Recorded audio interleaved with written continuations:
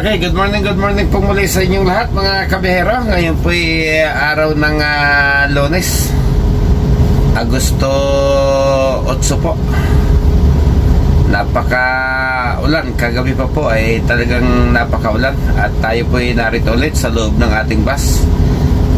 Mag-alas 3 sa imedya na po. At tayo itutungo po doon sa Cubao para sa isa na namang dispatch ng biyahe mga kabihero. Ang ating pong pasahero sa pangalawang pagkakataon ay atin pong dadalhin muli doon sa Gratsis Getaway Farm, doon sa lungsod po ng Tagaytay. Tara, biyahe po ulit tayo mga kabiyahero. Okay, medyo may kaulanan po at tayo po nandito na ngayon sa may kanto ng Tuason. At buhat po dito sa EDSA ay kakanan po tayo dito para marating po natin yung isang building kung saan kukunin po natin yung ating mga pasahero para ihatid po natin dun sa Gratsis Getaway sa City of Tagaytay mga kabiyahero. Katulad po ng sinabi ko kanina 2 weeks ago ay galing na po tayo dito sa Gratsis, kaya hindi na po siguro dapat pang gawin nating content sa pagkakataong ito. At ito na lang pong kanilang side trip sa Sky Ranch dito sa Tagaytay ang atin pong susubukan na maipakita sa inyo kung ano po ba ang mayroon dito. Nandito na po tayo sa parking area po ng Sky Ranch. Ito po yung kanilang bus parking area. At nako, napakainit po. Halos pumutok yung ating anit sa ulo. Masisira po ang ating kutis nito.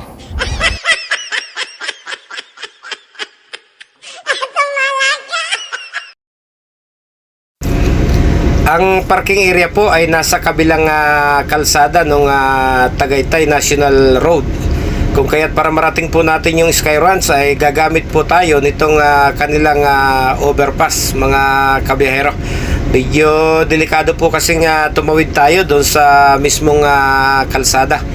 Napakatutulin po ng mga sasakyan at mas safe po na gumamit tayo nito kahit medyo may katarikan ng pag-akyat.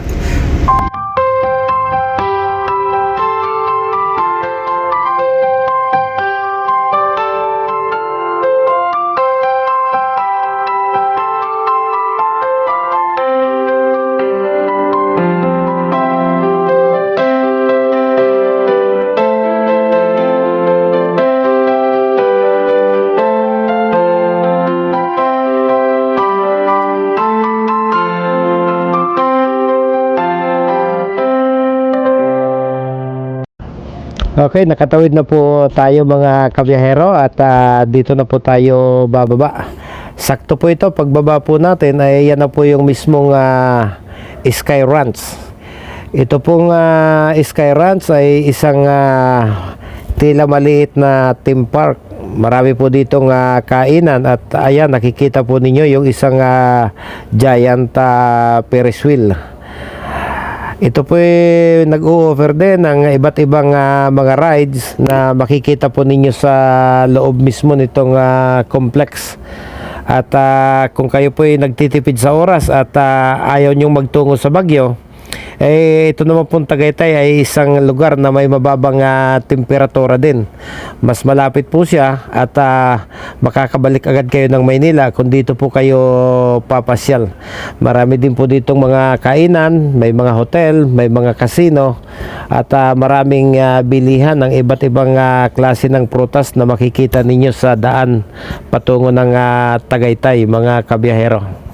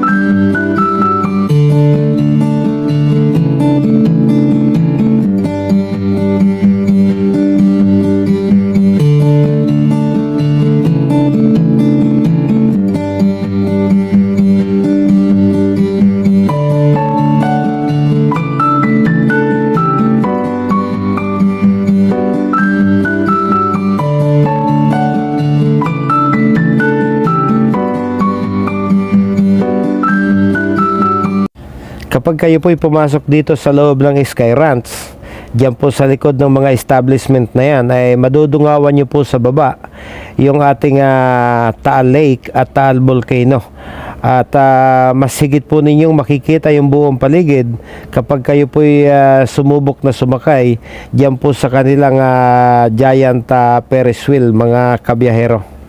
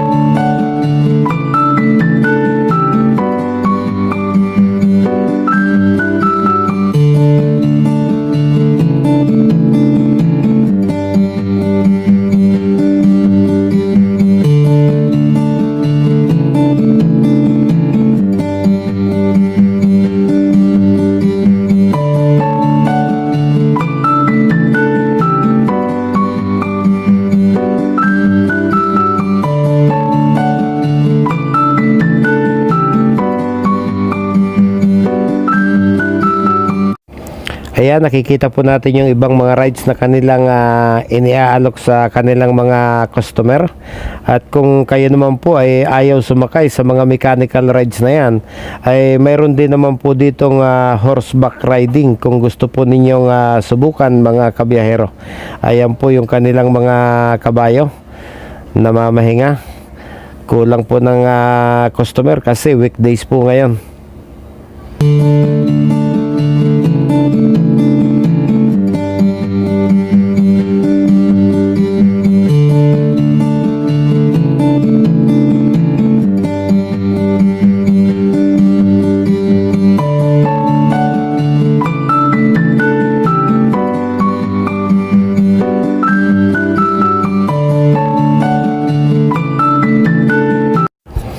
Napakaganda po ng daloy ng trapiko, palibhas sa araw pa lang po ng Martes ngayon.